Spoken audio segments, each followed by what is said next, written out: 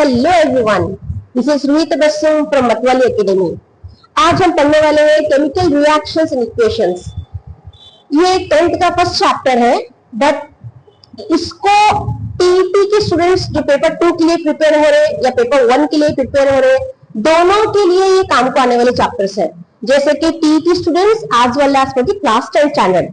अभी हम देखेंगे सिर्फ टीईटी या क्लास 10 में ही नहीं आएगा ये, इसको हम पढ़ने वाले हैं क्लास 7 से। So this is our chapter chemical reactions and equations class 10 NT के एस्पिरेंट्स के लिए। अभी हम पढ़ेंगे इसी के अंदर, पहले हम ये चैप्टर की समरी देख लेंगे, क्योंकि जरूरी है कि ये चैप्टर कहां से स्टार्ट हो रहा, कौन से क्लास से स्टार्ट हो रहा। अगर हम उसके ऊपर ध्यान देंगे तो हमको पढ़ने के लिए और भी आसानी हो सकती है। जैसे कि ये चैप्टर स्टार्ट हो रहा क्लास 7 स्टैंडर्ड से। 7 स्टैंडर्ड में आपको मिलेगा फिजिकल एंड केमिकल चेंजेस। तो ये है ये चैप्टर का बेस। अगर आप ये पढ़ रहे हैं 7 chapter from class 7 standard, then you will be knowing each and everything from the chemical reactions, क्योंकि वहां से इसका बेस स्टार्ट हो रहा है। और ये यहाँ पे इसको बेसिक इंट्रोडक्शन के टाइप में आपको दिया है, जिसमें फिजिकल चेंजेस मतलब क्या है, केमिकल चेंजेस मतलब क्या है, इसके बारे में आपको उस चैप्टर्स में इंट्रोडक्शन सारे दिए हुए हैं विद गुड एग्जांपल्स। जो एग्जांपल्स आप 10th स्टैंडर्ड में पढ़ने वाले हैं, सेम वही एग्जांपल्स, वही इक्वेशंस आप क्लास 7 में भी पढ़ेंगे।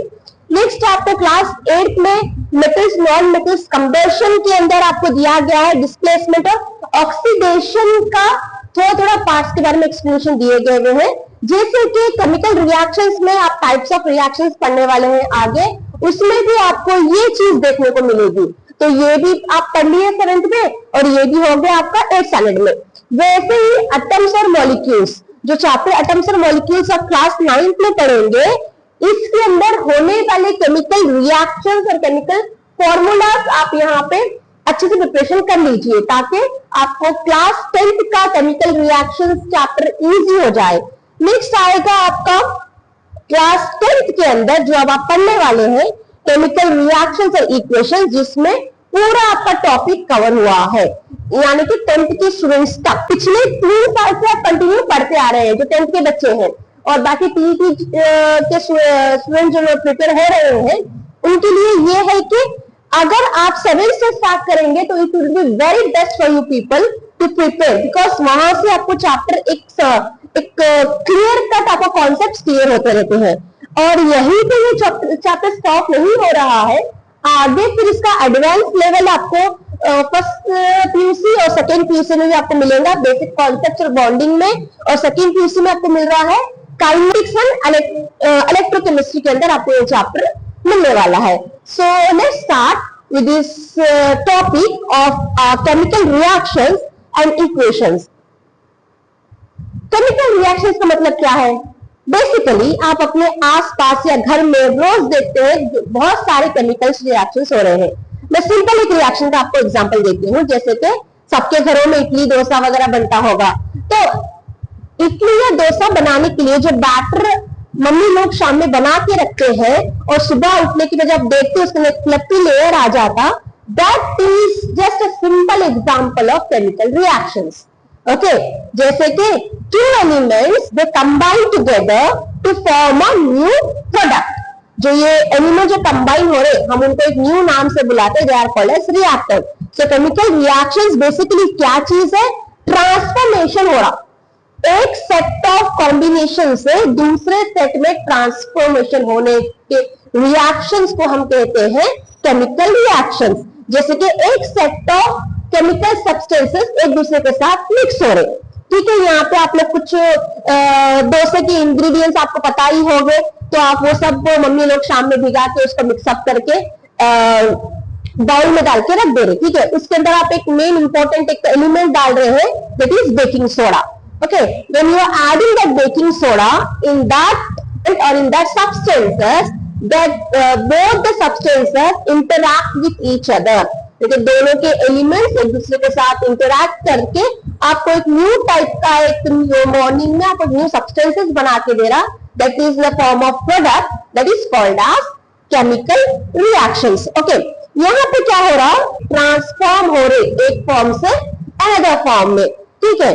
और यहाँ पे क्या हो रहा है, breaking of chemical bonds between the atoms with no change the nuclei can often be described by chemical equation. So chemical equation में और एक चीज क्या है, only there is no changes in nuclei. Please ये बात को अच्छे से आप ध्यान में रखो कि न्यूक्लियाई में कोई चेंजेस यहाँ पे नहीं हो रहा. ठीक है, न्यूक्लियाई में कोई चेंजेस यहाँ पे नहीं हो रहा, सिर्फ बाउंड्स ब्रेकिंग में यहाँ पे चेंजेस आ रहे हैं. एक सब्सटेंसेस के बाउंड्स दूसरे सब्सटेंस के बाउंड्स के साथ मिक्स अप हो जा रहे. Making and breaking of bonds का फॉर्मेशन यहाँ पे चलेगा, तो उससे होने वाले रिएक्शंस को हम बोलेंगे केमिकल रिएक्शंस या केमिकल चेंजेस. ओके, क्लियर हो गया होगा. सो केमिकल रिएक्शन में न्यू सब्सटेंसेस बनते हैं और सब्सटेंसेस के रिएक्शन की वजह से, यानी कि दोनों मिक्सअप होने के बाद जो एक्शन हो रहा उसके रिएक्शन की वजह से एक न्यू सब्सटेंसेस का फॉर्मेशन होगा. वो फॉर्मेशन को हम बुलाते हैं केमिकल रिएक्शंस. ओके, नेक्स्ट आगे बढ़ते हैं. नेक्स्ट होप आप लोगों को केमिकल चेंजेस के बारे में पता चला होगा. फिर भी एक बार डेफिनेशन आप लोग लिख लो, बेटर रहेगा. केमिकल रिएक्शंस एक सिंपल डेफिनेशन मैंने आपको वहां पे पोस्ट किया है on the board, so please everyone write down your book. So chemical reactions का क्या होगा, when two or more substances mix together and new substances form. और उसकी प्रॉपर्टी कैसे रहेंगी, विद डिफरेंट प्रॉपर्टी. सिंपल एक एग्जांपल मैंने दिया है, A प्लस बी फॉर्म में. A प्लस बी को हम रिएक्टेंट कहते हैं और C को हम प्रोडक्ट कहते हैं, जो कि एक न्यू प्रॉपर्टी के साथ वो आपको मिलेगा. ठीक है, केमिकल रिएक्शंस के बाद हम पढ़ेंगे टाइप के केमिकल रिएक्शंस है. How many types of chemical reactions are there? They are basically two types of chemical reactions. One is physical change and the other one is chemical change. There are two types of changes, we can say that. Okay, types of chemical reactions में दो type के changes आएंगे, एक है physical change, एक है chemical change. Physical change मतलब क्या? First one, physical change is temporary. Okay, whereas chemical change is permanent. जैसे कि मैंने एग्जांपल कहा था कि आपको इफ आप कर्ड बना रहे हो, वापस से आप उसको मिल्क बना सकोगे? नहीं, ऑफकोर्स नहीं बना सकते. हम उसको रिवर्सेबल नहीं कर सकते. So it is irreversible reaction. So chemical change is always a permanent change occur in a substances, whereas physical change can be reversible to some extent. For example, एक पेपर ले लो, पेपर को फिर से fold कर दो. जब आप paper fold कर दे रहे हो, वापस से उसको स्ट्रेच आउट कर दो, you get a same paper of the same size. So वहां पे कुछ थोड़े बहुत चेंजेस आपको देखने को मिलेंगे, बट वापस से सेम साइज का आपको पेपर मिलेगा. सो फिजिकल चेंज में जो फिजिकली हम लोग चेंजेस कर रहे हैं उसको हम बोलते हैं फिजिकल चेंज. जो आंखों को हमको दिख रहा, हाँ ये चेंज हुआ है. एक A4 शीट का पेपर है हाथ में, A4 शीट का था, हम आंखों से देख रहे हैं, उसको हम क्रश आउट कर दिए तो वो भी हमको आंखों से दिख रहा. ठीक है, जब हम उसको वापस से हम बड़ा कर देंगे तो वापस से वो अपनी ओरिजिनल शेप और साइज में आ जाएगा. That type of changes are called as physical change. Okay, यहाँ पे क्या हो रहा? No new substances is formed. There is change only in physical property. यहाँ पे new substances नहीं बन रहे हैं. Only physical property में changes आ रहे हैं. I'll just show you the example paper. Physically you can see it has some breadth and some height and all. So when we crush out this paper in this way, again it has undergone a physical change. A4 sheet paper has gone to a round balloon shape. Okay, so now again मैं इसको क्या कर रही हूँ, वापस से इसके shape में लेके आ रही हूँ. रिवर्सिबल है, it is not a temporary change. So ये रिवर्सिबल है, वापस से हम इसको शेप में लेके आए. देखो आया ना. तो थर्ड पॉइंट हमारा क्या बोल रहा? न्यू सब्सटेंसेस नहीं बन रहे. यहाँ पे कुछ न्यू बना हमारे हाथ में, ओल्ड पेपर जो था वही पेपर है, न्यू सब्सटेंसेस नहीं बन रहे. बट हो रहा क्या है, यहाँ पे फिजिकल प्रॉपर्टीज चेंज हो रहे. फर्स्ट ये बहुत ही प्लेन और क्लीन पेपर था, इसके आप फिजिकल अपीयरेंस में कुछ आप मार्क्स या हार्डनेस देखने को मिलता. हार्डनेस इन द सेंस यहाँ पे कुछ लाइंस वगैरह आए हुए हैं. सो उसको हम बोलेंगे it has undergone a physical change. Okay, chemical change में क्या हो रहा है, यहाँ पे एक न्यू सब्सटेंसेस बन रहे हैं, entirely different property it process. वो डिफरेंट प्रॉपर्टी के साथ एक न्यू सब्सटेंसेस बन के निकल रहा है बाहर, and it has some different physical and different chemical property. For example simple जो हम हमेशा ले रहे हैं, जो फर्स्ट क्लास स्टार्ट हुए जब से, जैसे कि कर्ड, मिल्क जाके हम कर्ड बना रहे. मिल्क की प्रॉपर्टी अलग है और कर्ड की प्रॉपर्टी कंप्लीटली अलग है, चाहे वो आप फ्लूइडिटी में ले लो, चाहे वो उसको आप फिजिकल अपीयरेंस में ले लो, चाहे उसके टेस्ट में ले लो, तीनों भी आप यहाँ पे चेंजेस देखने को मिलेगा तीनों प्रॉपर्टीज में। Okay, so this is next point, can you see that change can be reverse bye simple physical method. अभी आपको मैं करके बताई, पेपर को हम वापस पहले इसको क्रश आउट कर दिए, वापस से सेम शेप में लेकर आए। सो रिवर्सेबल, जैसे कि पहले जैसा था वैसा लेके आना, उसको हम रिवर्सेबल बोलते हैं, ठीक है। तो physical changes are reversible, whereas chemical changes of course not, it is irreversible. Curd को हम मिल्क नहीं बना सकते, बॉइल्ड राइस को वापस से हम रॉ राइस नहीं बना सकते। Raw rice and boiled rice all this are also chemical reaction, वो भी एक केमिकल रिएक्शन ही है। सिंपल हम किचन से स्टार्ट करेंगे हमारा केमिकल रिएक्शन के एग्जांपल्स, ठीक है।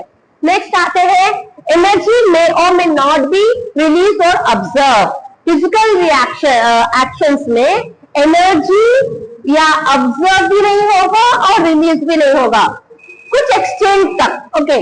Whereas in chemical reactions, of course, energy release भी होता है और energy absorb भी होता है, अगर कोई changes हो रहे हैं तो, ठीक है। So any change that involve chemical changes is called as chemical reaction.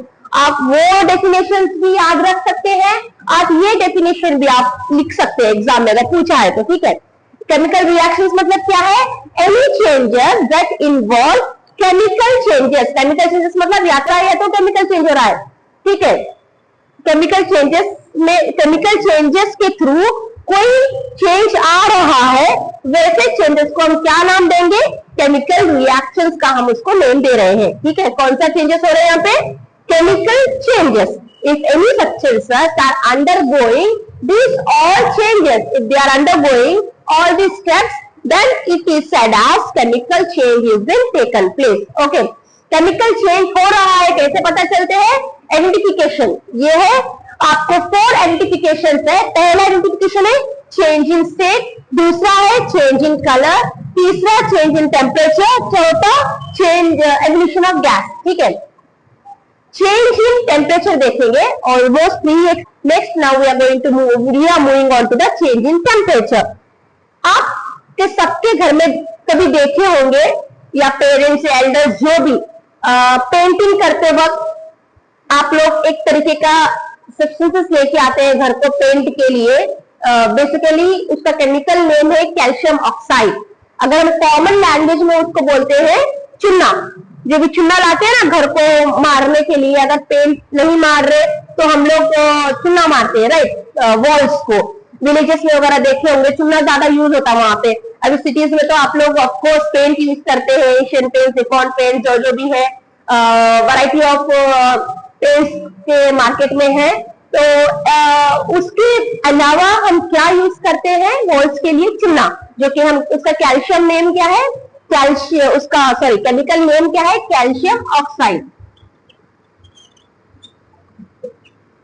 Calcium oxide, calcium oxide, it is the name of चूना, केमिकल नेम। उसका केमिकल फॉर्मूला रहेगा, जब तुम चूने को, कैल्शियम ऑक्साइड को मिक्स कर रहे, किसके साथ? पानी के साथ।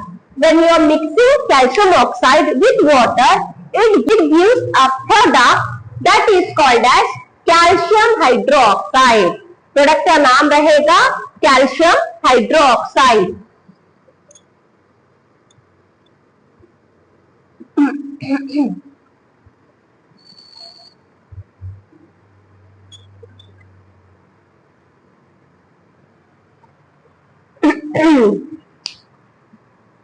कैल्शियम हाइड्रोक्साइड आपको यहाँ पे मिल रहा है।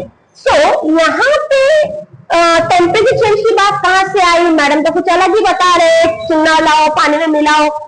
कभी आप देखे होंगे जब आप चूने को पानी में मिक्स करते हो तो आपके पेरेंट्स आपको वार्न किए होंगे, आपके हाथ जल जाएंगे, प्रिकॉशन से आप उसको मिक्स करो।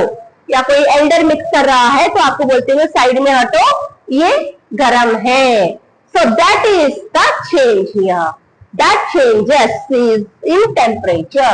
जब आप कैल्शियम ऑक्साइड को पानी के साथ मिक्स करोगे उसका टेम्परेचर चेंज होगा, यानी कि वो गर्म होगा। वो गर्म, we can say that chemical reaction has taken place, ठीक है।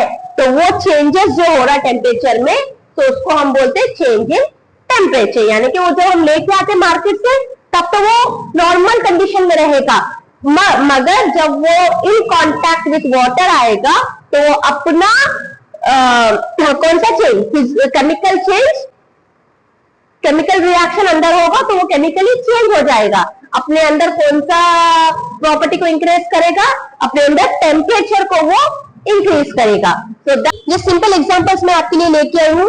कुकिंग जो हम रोज करते हैं घर पे, वैरायटी ऑफ सब्सटेंसेस एक दूसरे के साथ मिलाते हैं, जिसको हम प्रोवाइड कर रहे हैं third agent, that is heat.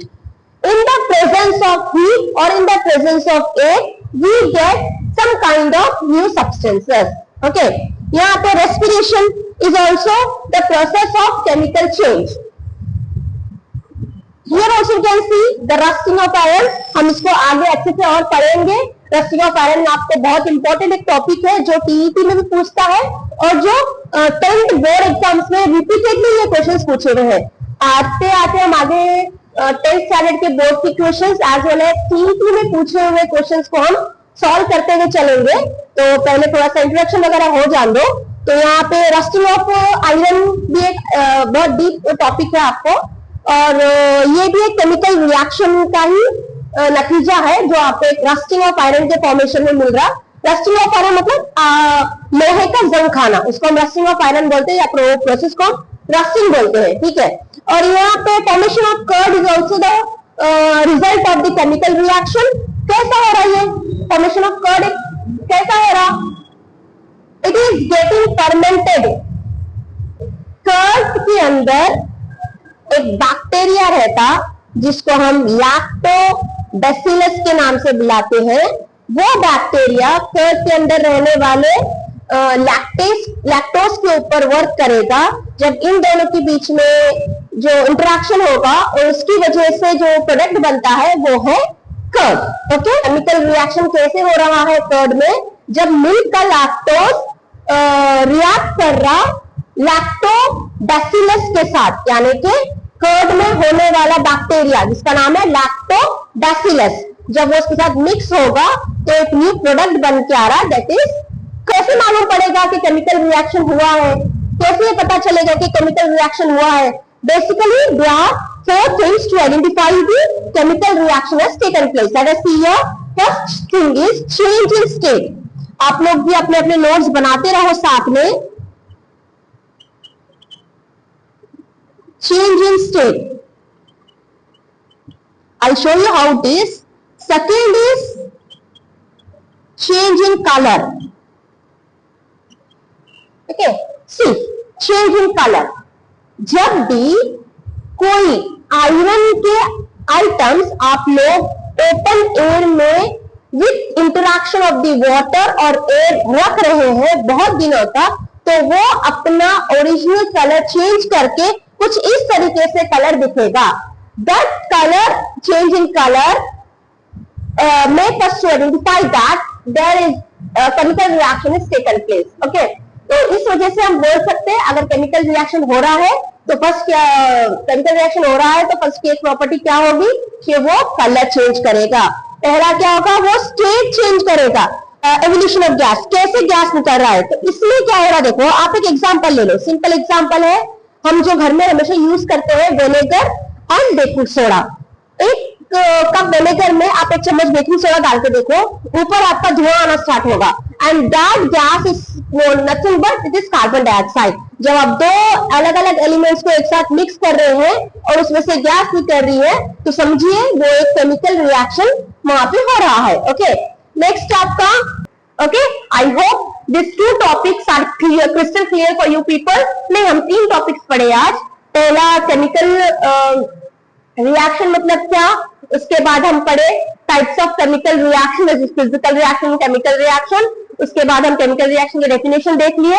उसके बाद आइडेंटिफिकेशन ऑफ केमिकल रिएक्शंस हमने देखा है। This are the 4 topics what we have covered today, and next video में हम आगे के टॉपिक्स भी क्लियर करने की कोशिश करेंगे। Okay, thank you so much. Comment section चालू है, आप लोग को कोई भी डाउट्स है या जो मैं पढ़ाई हूँ उसमें कोई डाउट है, आप वहां पे मुझे सेक्शन ऑन है, अगर आपको कोई भी डाउट है या मेरा कोई पॉइंट समझ में नहीं आया है, आप मुझे वहां पे कमेंट कीजिए। For surely I be explaining for you people. If you want some other chapters also just inform me, या वहां पे कमेंट कीजिए, हम वो टॉपिक्स पे एक्सप्लेनेशन करेंगे। ठीक है, for TT student you have to go very deeply because syllabus बहुत ही थोड़ा सा टफ लेवल में आ गया है, तो उसके हिसाब से आपको बहुत डिटेल में पढ़ना है हर चीज, चाहे वो आप 10th का ले लो या 11th का ले लो या 12th का ले लो। Okay, see you again in the next video. जब तक के लिए अल्लाह हाफिज।